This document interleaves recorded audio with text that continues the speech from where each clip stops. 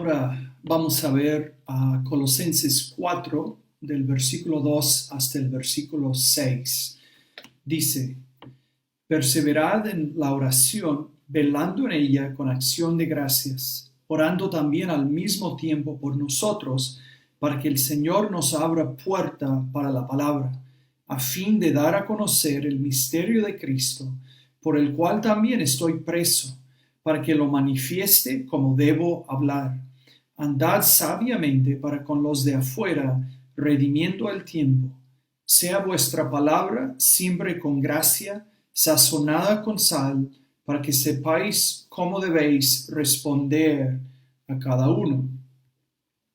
Bueno, recientemente en nuestro estudio de Colosenses hemos estado viendo que cuando uno llega a ser cristiano, que llega a tener una nueva identidad, que cambia a su perspectiva realmente sobre todo. O sea, llega uno a tener una nueva identidad, a ser completamente diferente en su esencia. Y esto entonces debe llevar a una perspectiva diferente, a unas prioridades diferentes de lo que uno haya tenido antes. Y realmente podríamos decir que tanto al nivel individual como al nivel de la iglesia, que el cristiano debe tener un enfoque hacia arriba, hacia adentro y hacia afuera. Y esto es precisamente lo que hemos estado viendo en Colosenses capítulo 3, en versículos del 1 al 4, vimos que la perspectiva general del creyente, que antes solo estaba concentrado en este mundo, en las cosas de este mundo, que su perspectiva general ahora debe estar concentrado en las cosas de arriba. Es decir, que más que todo la salvación se trata de ser reconciliado con Dios y de llegar a tener una relación con Él, y habiendo sido salvo, habiendo sido reconciliado con Él, llegar a vivir en una relación con Él y estar poniendo a nuestra mira y a nuestros corazones en las cosas de arriba, buscando conocerle mejor a Dios y vivir en comunión con Él.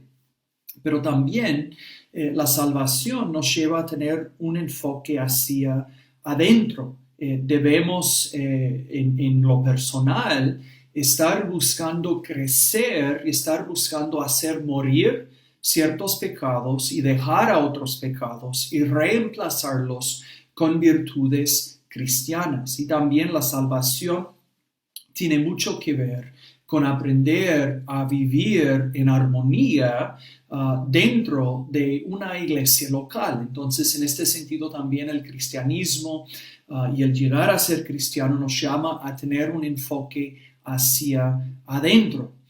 Y bueno, vimos esto en lo individual, en Colosenses 3, de 5 a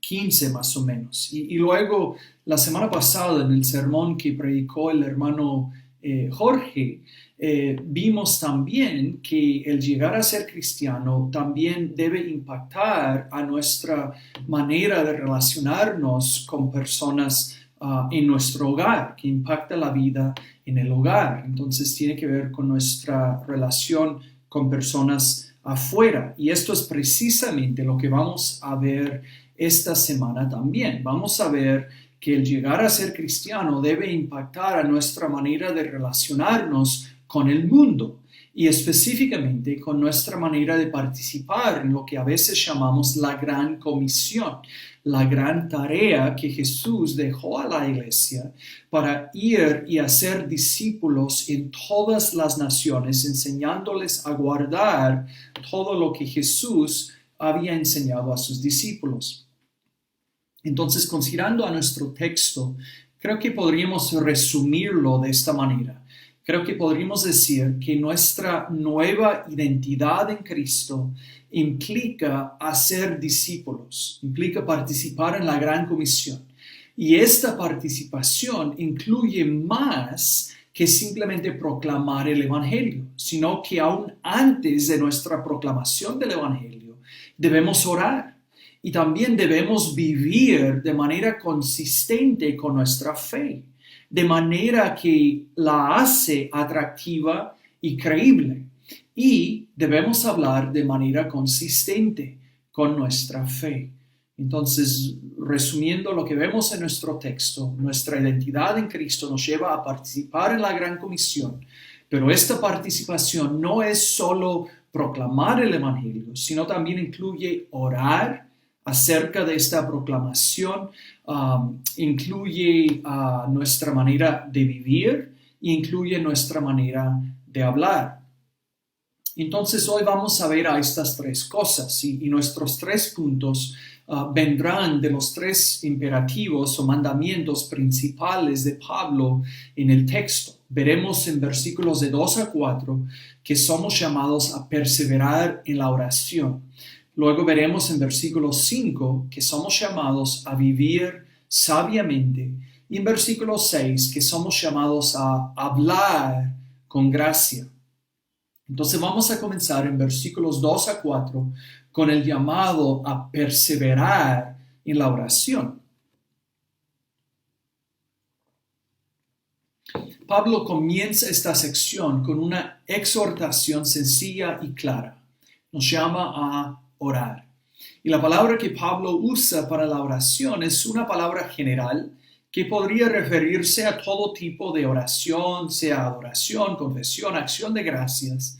Pero específicamente, frecuentemente se usa esta palabra para referirse a las peticiones, a orar y a pedir algo de Dios.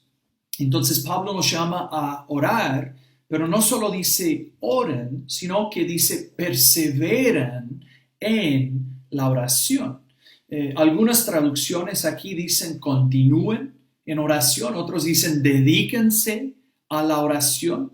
Y parece que lo que Pablo quiere comunicar es que los colosenses y nosotros, y tú, si tú eres cristiano, debes orar continuamente. La palabra griega quiere decir algo como continúa firmemente o continúa resueltamente. Es un mandamiento presente y activo. En otras palabras, lo que Pablo nos llama a hacer aquí debe ser una acción no solo de una vez, sino constante. Entonces, una cosa que debemos ver aquí es que la oración debe ser una parte consistente de la vida cristiana. Debe ser una práctica regular en la vida del cristiano. Vemos algo similar en la enseñanza de Jesús en Lucas capítulo 8, versículo 1. Jesús dice que debemos orar siempre y no desmayar. Vemos algo similar en 1 de Tesalonicenses 5, 17, donde Pablo dice orad sin cesar. Ahora, esto no quiere decir, obviamente, que literalmente debemos pasar todo el día, todos los días, orando. Al ser así, nunca podríamos hacer nada más, sino que significa que la oración debe ser una parte consistente y regular de nuestras vidas. Y algunos añadirían aquí, yo creo que tienen la razón, que aún encima de nuestros tiempos fijos de oración, que durante el día podemos hacer oraciones cortas al enfrentar diferentes situaciones y así podemos cultivar una conciencia de la realidad que estamos viviendo nuestras vidas en la presencia de Dios o delante de Dios. Es decir, que no debemos separar las diferentes partes de nuestra vida tanto que pensamos que, bueno, tengo mis momentos religiosos y luego el resto del día soy otra persona y olvido de esto. No, creo que la idea es que obviamente tengamos un tiempo de oración, pero que también busquemos conscientemente cultivar esta conciencia durante el día de que estamos viviendo nuestras vidas delante de Dios y en relación con Él. Entonces creo que está muy bien la sugerencia de estar orando durante el día, pero déjame darte una precaución aquí. Yo he conocido a personas, quizás tú has conocido a personas o has sido una de estas personas que dice, ¿sabes qué? Es cierto, debo orar sin cesar y durante todo el día, entonces mejor hago esto en vez de dedicar un tiempo fijo para orar. Y yo creo que tal estrategia es un error. En otras palabras, no debemos decir, bueno, no oro en ningún tiempo fijo, sino durante todo el día, sino que creo que más bien debemos buscar añadir oración durante el día encima de un tiempo fijo de oración, tal como separas tiempo para hacer otras cosas que tienes que hacer, dormir, comer, trabajar, etcétera. Debes separar un tiempo para orar. Entonces déjame animarte, si tú eres un cristiano y si no tienes la práctica o la disciplina de orar todos los días, déjame animarte a pensarlo bien, a pensar en tu vida, en tu horario diario y a buscar y aún crear tiempo para poder pasar tiempo en oración, viviendo en comunión con Dios, llevando a Él tus peticiones. Y luego encima de esto, déjame animarte a cultivar esta conciencia de que estás en la presencia de Dios durante el día por estar orando, oraciones cortas durante el día al enfrentar diferentes situaciones. Bueno, la Reina Valera ha traducido como perseveran en oración, esta frase de Pablo, que podría ser traducido como continúan firmemente. Entonces, otra cosa que vemos aquí es que debemos orar continuamente y firmemente. Si tú has sido un cristiano un buen tiempo, probablemente entenderás lo que voy a mencionar ahora. Uno puede pasar por épocas en que estás orando mucho y te es fácil y no sientes ningún obstáculo, ningún impedimento para realmente poder acercarte a Dios y estar seguro que te está escuchando y pasar tiempo en su presencia en la oración. Pero luego también probablemente has pasado por épocas cuando no oras mucho o cuando lo haces que te cuesta hacerlo. Yo creo que esto ha sido la experiencia de todos los cristianos. A veces la oración es más fácil, a veces es más una lucha. Pero Pablo nos dice aquí que debemos perseverar en la oración. Entonces, aún en los tiempos difíciles, debemos decir, sé que quizás yo no siento nada, no estoy tan consciente de que Dios me está escuchando, pero por fe voy a hacer lo que Dios me dice en su palabra y voy a dedicar tiempo para buscar al Señor en la oración, o como Jesús lo explica en Lucas 18:1, debemos orar siempre y no desmayar, aun cuando no sentimos el deseo de hacerlo, aun cuando sentimos que nuestros corazones son fríos y secos, que quizás no están llegando a Dios nuestras oraciones, igual debemos perseverar en la oración. Bueno, Pablo también dice en versículo 2 que debemos perseverar en oración velando. Debemos perseverar en oración velando. Parte de la idea aquí es que debemos orar mientras velamos y esperamos la segunda venida de Jesús mencionada en capítulo 3, versículo 4. Pablo dijo, cuando Cristo vuestra vida se manifieste, entonces vosotros también seréis manifestados con Él en gloria. Finalmente, nuestra bendita esperanza como cristianos no es que todo nos salga bien en esta vida, sino es la segunda venida de Jesús, es nuestra resurrección y nuestra vida eterna con Él en un cielo nuevo y un mundo nuevo, ¿no? Entonces, esta es nuestra bendita esperanza. Entonces, parte de la idea de orar velando es que oramos mientras esperamos la segunda venida de Jesús. Pero Douglas Moo ajusta la idea un poco. Él cree que el énfasis más está en velar por nuestras propias vidas a la luz de la realidad de la segunda venida. O sea, debemos vivir siempre siendo conscientes que un día vendrá Jesús y que ahí está nuestra esperanza y que debemos perseverar en la fe y así dar evidencia de verdad de estar en Cristo y de estar seguros entonces que hayamos sido perdonados por Él. Entonces debemos orar velando por nuestras vidas a la luz de la realidad de la segunda venida de Jesús. Velar por nuestras vidas entonces incluye velar por peligros espirituales que podrían tropezarnos. Incluye estar consciente de maneras que el mundo, la carne y el diablo podrían hacernos caer en el pecado.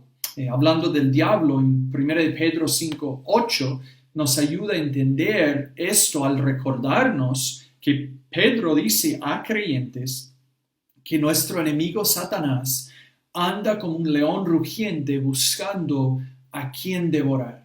Entonces debemos orar como aquellos que se dan cuenta que el cristianismo no es seguro, no es un juego, sino es una guerra y que tenemos un enemigo real que es poderoso y es peligroso y que busca hacernos daño, y que uno de los medios que Dios nos da para resistirle es la oración. Entonces, en la oración debemos estar velando por nuestras vidas, por peligros espirituales, a la luz o con una conciencia de la realidad de la segunda venida de Jesús. Bueno, en versículo 2 Pablo también dice, él concluye ahí en versículo 2 diciendo que debemos orar con acción de gracias. Y bueno, hemos visto que la gratitud es un tema frecuente en Colosenses. Realmente todo lo que tenemos lo hemos recibido del Señor. Y entonces debemos estar agradecidos por todo. Especialmente debemos estar agradecidos por la salvación. Vimos, por ejemplo, en capítulo 1, versículo 12, que debemos dar gracias al Padre que nos hizo aptos para participar de la herencia de los santos en la luz. Este es un buen resumen del Evangelio. Dios mismo, si tú eres cristiano, Dios mismo por medio de Cristo te calificó, te hizo apto para participar en la herencia de los santos en la luz, para ser un heredero de la vida eterna. Es Dios mismo que te ha capacitado por medio de Cristo. O sea, lo mejor que alguien haya hecho por ti, si estás en Cristo, es lo que Dios hizo por ti por medio del Evangelio, para hacerte apto para la herencia de la vida eterna. Entonces, esto es algo en el cual debemos siempre estar reflexionando y que entonces debe llevarnos a acciones de gracias. O sea, vale la pena en nuestras oraciones siempre meditar y reflexionar en las varias maneras que el Señor nos ha bendito y agradecerle. Y si en algún momento te faltan ideas o razones de agradecer a Dios, siempre puedes volver a la cruz. Siempre puedes recordar el Evangelio y la manera que Dios mismo te ha reconciliado con sí mismo y te ha salvado y te ha hecho apto para la herencia de los santos en la vida eterna. Bueno, ahora en versículos 3 y 4, Pablo mueve de un llamado general a oración a un pedido de oración muy específico. Él pide a los colosenses orar por él y su ministerio. Y en el momento en el que escribe y él alude a esto, él está encarcelado. Entonces tiene quizás opciones limitadas de ministerio, está bajo arresto domiciliario y puede recibir a visitas, y él sigue buscando las maneras de ministrar. Entonces él pide a los colosenses orar por su ministerio. En el pedido de Pablo, entonces vemos una categoría de cosas por las cuales podemos estar orando continuamente y firmemente. Es por el ministerio de otros y por tu propio ministerio. Esto es una categoría de cosas por las cuales nosotros como creyentes siempre debemos estar orando.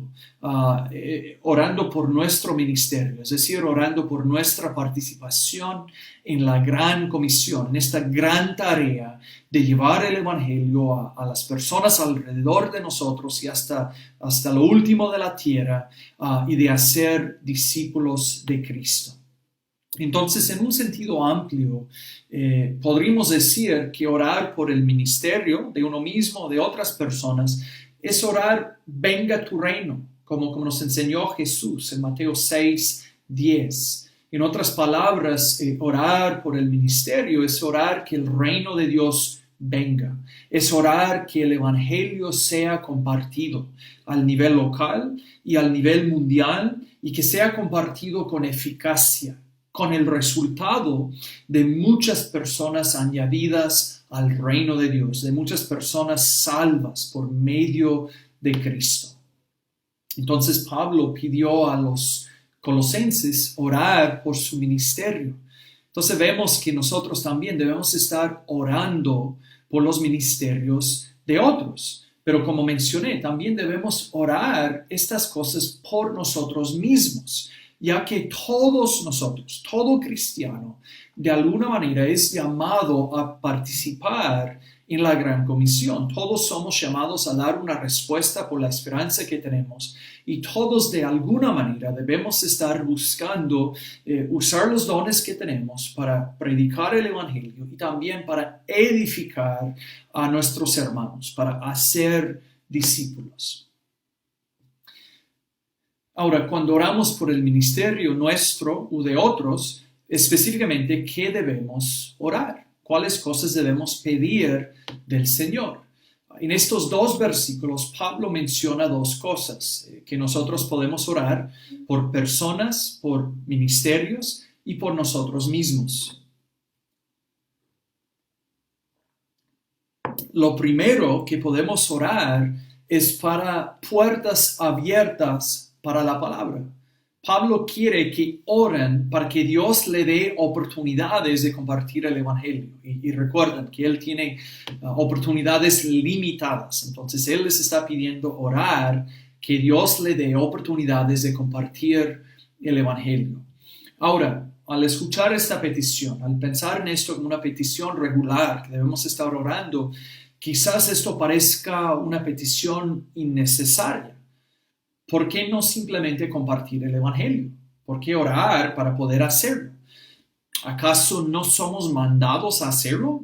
¿No tenemos la gran comisión? ¿No nos ha mandado Jesús a hacerlo?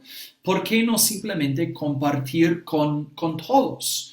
Y bueno, por un lado, siempre debemos estar pensando de manera evangelística y siempre debemos estar dispuestos a compartir el evangelio. Pero por otro lado, Dios es el que abre puertas para la predicación eficaz del evangelio. Hay personas que nos rodean, que son las palabras de Jesús en Lucas 10, cuando envió a sus discípulos en una misión de corto plazo. Hay personas que nos rodean que son hijos de paz. Así los llama Jesús en Lucas capítulo 10, versículos 5 y 6. Hay personas que nos rodean que podríamos decir que son, las palabras de Jesús, hijos de paz. Estas son personas en las cuales Dios ya está obrando. Y si tú has compartido el evangelio con varias personas, sabes a qué me refiero. A veces compartes el evangelio con una persona y esta persona es duro y es como que la semilla del evangelio que estás sembrando está rebotando sobre el cemento, no está entrando. Y te es obvio que por lo menos en el momento que no estás sembrando la semilla del evangelio en tierra fértil. Pero hay otros con los cuales compartes que parecen estar experimentando convicción y que fácilmente parecen entender la explicación del evangelio. Y se nota que Dios ya está obrando en sus vidas. Entonces, por un lado, debemos siempre estar dispuestos y preparados para compartir el evangelio. A veces Dios usará nuestra proclamación en la vida de una persona, aunque esta persona parezca estar endurecido. A veces Dios usará esta proclamación en un momento posterior en la vida de la persona. Y quizás nosotros no veremos ningún fruto ni ninguna evidencia que la persona está haciendo caso a lo que compartimos. Pero por otro lado, debemos estar orando por nosotros mismos, por nuestra iglesia, por los misioneros, los unos por los otros, que Dios abra puertas para la palabra, que Dios nos guíe a estos hijos de paz en los cuales Él ya está obrando. Ahora específicamente, Pablo está pidiendo que Dios abra puertas para que Él pueda predicar la palabra a fin de dar a conocer el misterio de Cristo. Entonces, específicamente, ¿cómo describe aquí Pablo el mensaje que él quería predicar y que nosotros también debemos predicar. Lo llama el misterio de Cristo. Y vimos en capítulo 1, versículo 27, que Pablo mencionó el misterio de Cristo y dijo que el misterio es Cristo en vosotros, la esperanza de gloria.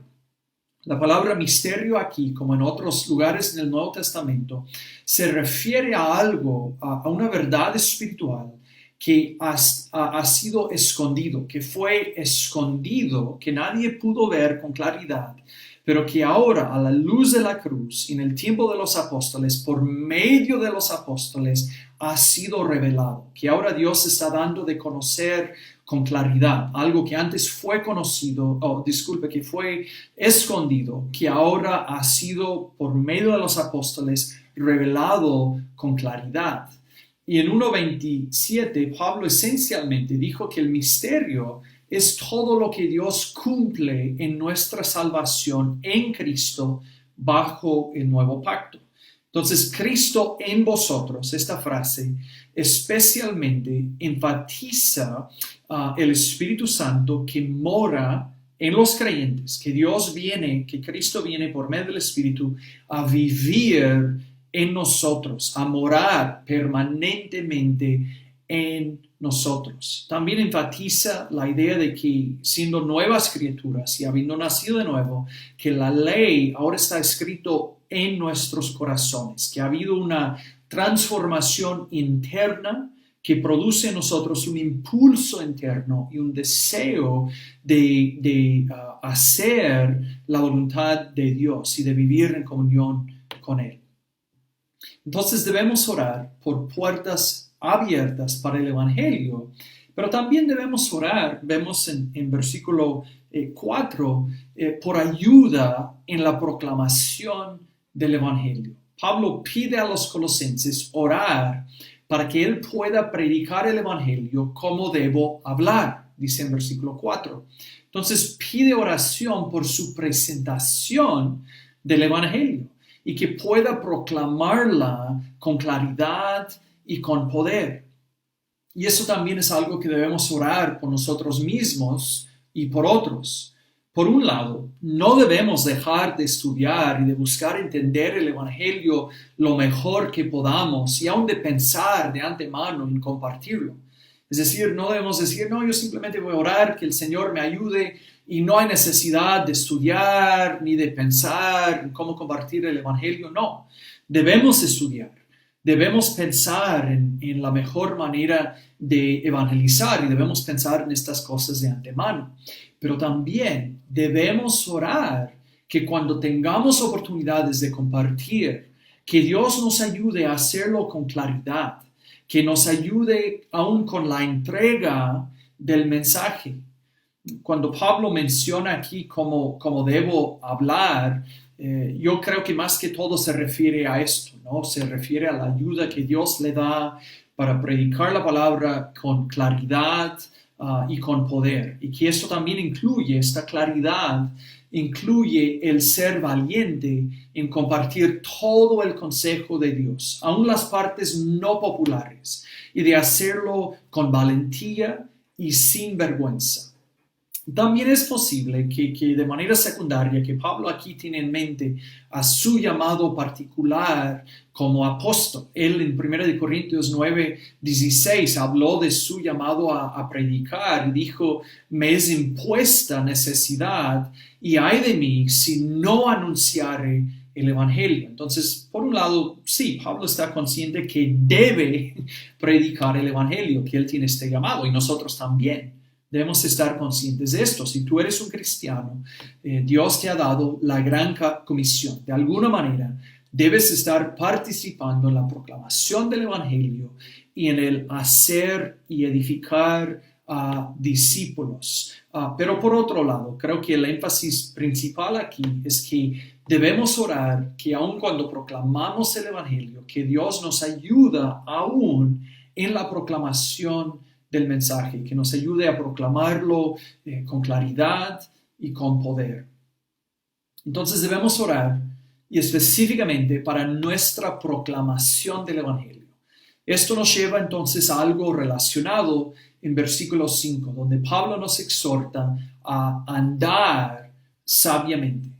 Es decir, que no solo debemos orar por oportunidades de compartir el Evangelio de manera eficaz, sino que también debemos vivir de manera evangelística. Debemos vivir pensando de manera evangelística. Pablo dice que debemos andar sabiamente con los de afuera, es decir, delante de los no cristianos que nos rodean y que nos están observando. Él dice que debemos andar sabiamente, que es la sabiduría. Bueno, la sabiduría es el enlace entre lo que pensamos o lo que entendemos y nuestras acciones. En nuestras vidas cristianas, la sabiduría nos ayuda a saber cómo tomar principios bíblicos que entendemos y aplicarlos a diferentes situaciones específicas en nuestras vidas.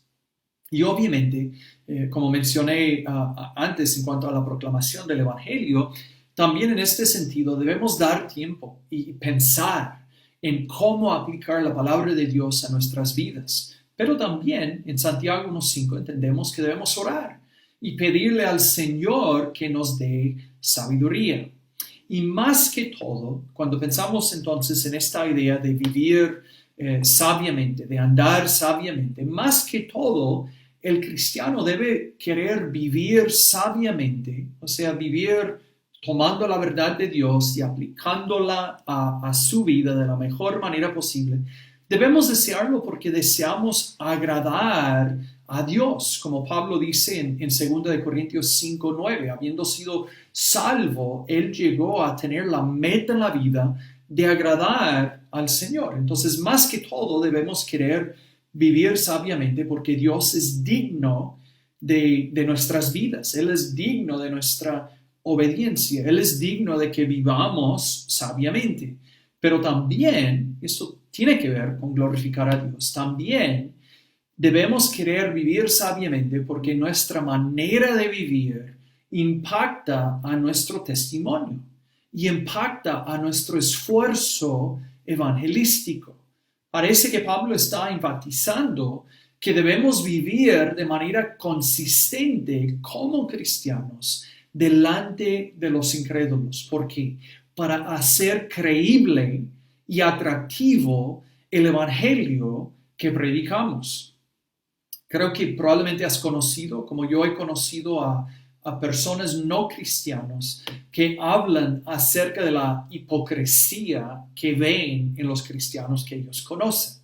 Y por un lado, a veces estos no cristianos no entienden la enseñanza de la Biblia. Ellos no entienden que ser cristiano no es ser impecable. Entonces puede ser que ellos tengan una expectativa irrealista de los cristianos y piensen que, si mi vecino dice ser cristiano, debo esperar que nunca peque. Entonces a veces esto pasa, tienen una expectativa irrealista.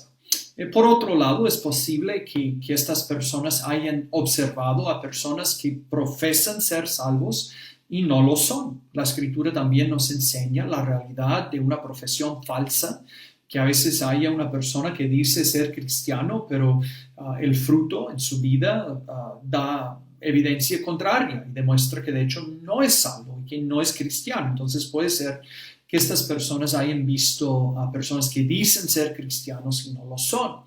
Pero de todos modos, lo que debemos ver en nuestro texto y apreciar es que los cristianos verdaderos son llamados a buscar vivir vidas cristianas íntegras. Debemos buscar vivir vidas que confirman y no contradicen el evangelio que proclamamos. Queremos vivir vidas que son consistentes con lo que proclamamos. Entonces te preguntaría a ti, a tú que profesas ser cristiano, ¿estás viviendo una vida así?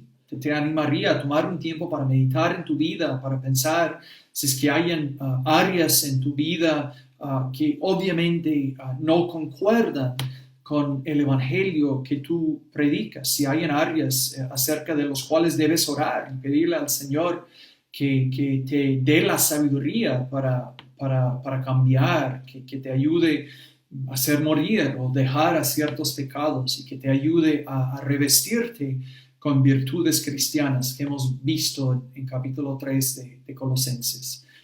También te pregunto que si has pensado en este asunto, que si te has dado cuenta que tu vida impacta tu testimonio y tu proclamación del Evangelio.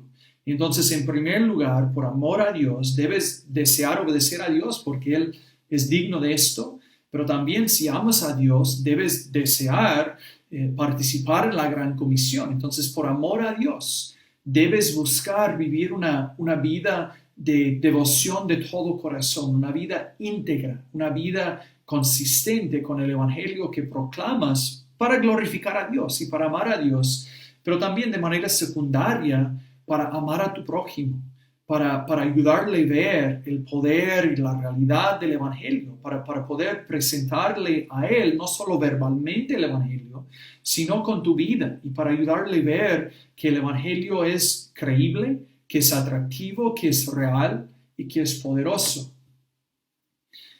Bueno, entonces Pablo dice que debemos andar sabiamente y luego dice redimiendo el tiempo. Literalmente, en la segunda parte del versículo 5, Pablo dice algo como comprando el tiempo. A la luz del hecho que Cristo podría volver en cualquier momento, debemos vivir con urgencia, como los embajadores de Cristo a los que nos rodean. Esta es la idea aquí, que realmente no sabemos en qué momento va a regresar Cristo y entonces debemos estar viviendo y proclamando el Evangelio con urgencia, reconociendo que hay un tiempo limitado para los que nos rodean y que no conocen a Cristo. Entonces Pablo nos llama a orar por oportunidades evangelísticas. Luego nos dice que nuestras vidas impactan a nuestra proclamación del Evangelio, que debemos vivir sabiamente delante de los incrédulos. Y finalmente menciona nuestra manera de hablar. En versículo 6 dice, hablen con gracia.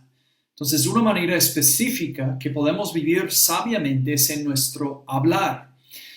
Ahora, los teólogos debatan acerca de que si Pablo se refiere a nuestras palabras cuando compartimos el Evangelio o si se refiere a nuestro hablar de manera más general. Yo creo que lo que dice obviamente se aplicaría a lo que decimos cuando compartimos el Evangelio, pero creo que se refiere a algo más amplio acerca de nuestro hablar en general. Y debemos recordar aquí que Jesús nos enseña que lo que sale de nuestras bocas simplemente refleja lo que está en nuestros corazones. Entonces, suponiendo que hayas nacido de nuevo, lo mejor que puedes hacer para asegurar que tu hablar es consistente con tu fe es hacer las cosas que Pablo nos ha llamado a hacer en capítulo 3. Es buscar al Señor todos los días, es buscar poner la mira y poner a tu corazón en las cosas de arriba y no en las de la tierra. Es buscar hacer morir y dejar a tus pecados y revestirte con virtudes cristianas. O sea, finalmente, al tener un nuevo corazón, tenemos que buscar crecer en santificación y en que nuestros corazones sean más y más conformados a Cristo. Y al ser más y más conformados nuestros corazones, esto va a impactar a nuestro hablar. Porque como dice Jesús, lo que sale de tu boca refleja lo que está en tu corazón. Entonces, para que podamos hablar con gracia, como Pablo dice en versículo 6, para entonces impactar al mundo, es necesario que nosotros estemos siendo transformados en nuestros corazones. Entonces, para concluir, hemos visto aquí tres cosas, ¿no? Hemos visto un llamado a perseverar en la oración, especialmente hemos visto la idea de orar por el ministerio propio o de otros. Hemos visto un llamado a vivir sabiamente y un llamado a hablar con gracia. Entonces quiero terminar con algunas cosas para ayudarte a aplicar esto a tu vida. Primero, si te cuesta orar, te animaría a priorizarlo, a crear tiempo y a perseverar en ella. A veces nos cuesta orar simplemente porque no tenemos el hábito, porque no nos hemos esforzado, porque no lo hemos hecho. Y el simplemente buscar hacer lo que este texto nos llama a hacer, aunque no sentimos el deseo de hacerlo, aunque no sentimos que está siendo muy eficaz, por fe, decirle al Señor, Señor, en tu palabra tú me llamas a perseverar en la oración, entiendo que debe ser una prioridad en mi vida y por fe voy a separar tiempo y voy a buscar crecer en la disciplina y la práctica de acercarme a ti en la oración, de disfrutar el privilegio que es mío al haber sido salvo, de poder vivir en comunión contigo y también de poder traer a ti mis peticiones y mis necesidades y las necesidades de otros. Entonces, te animo a priorizar la oración, a buscar perseverar en ella. Segundo, al hacerlo, asegúrate de incluir en tus oraciones regulares el ministerio tuyo, el ministerio de nuestra iglesia, el ministerio de tus hermanos en la iglesia, de otros y de misioneros. Es decir, que nuestras oraciones no solo deben tratar de nosotros, no solo deben tratar de necesidades físicas o económicas, sino que una parte regular de la oración del cristiano es la oración que nos enseñó Jesús. Venga tu reino. Y esto incluye orar por las personas y por nosotros mismos que estemos participando en la gran comisión, que Dios abra puertas por el Evangelio y que nos dé, que nos ayuda a proclamar el Evangelio de manera eficaz. Tercero, pídele al Señor ayudarte a cultivar una mentalidad evangelística. Pídele al Señor ayudarte a estar consciente que las personas que te rodean tienen almas y que van a pasar la eternidad o con el Señor o en el infierno. Pídele al Señor ayudarte y estar consciente que estas personas fueron creados para la gloria de Dios y que necesitan oír el Evangelio para poder ser reconciliados con Dios y para poder vivir para su gloria y para darle la gloria que Él merece. Y finalmente, pídele al Señor ayudarte a vivir una vida cristiana íntegra, que confirma y que no contradice el Evangelio y que se refleja en tu hablar. Pídele al Señor ayudarte a poner en práctica todo lo que Pablo enseña en capítulo 3. Pídele ayudarte a poner tu mira en las cosas de arriba y no en las de la tierra. Pídele ayudarte a hacer morir a tus pecados. Pídele ayudarte a revestirte de virtudes cristianas y pídele ayudarte a dejar que la palabra de Cristo more en tu vida, en la vida de tu iglesia, que la paz de Cristo gobierne en tu corazón, que cumplas a tus papeles en tu familia y también que puedas participar en la gran comisión de manera que le glorifica. Oremos. Señor, gracias por tu palabra. Gracias por el privilegio de la oración y también por el privilegio de ser embajadores tuyos en la gran comisión. Señor, ayúdanos todos a crecer en la práctica de la oración y también, Señor, a vivir vidas íntegras, a hablar con gracia y a ser embajadores eficaces y útiles en tu gran comisión. Te lo pido en nombre de Cristo. Amén. Amén.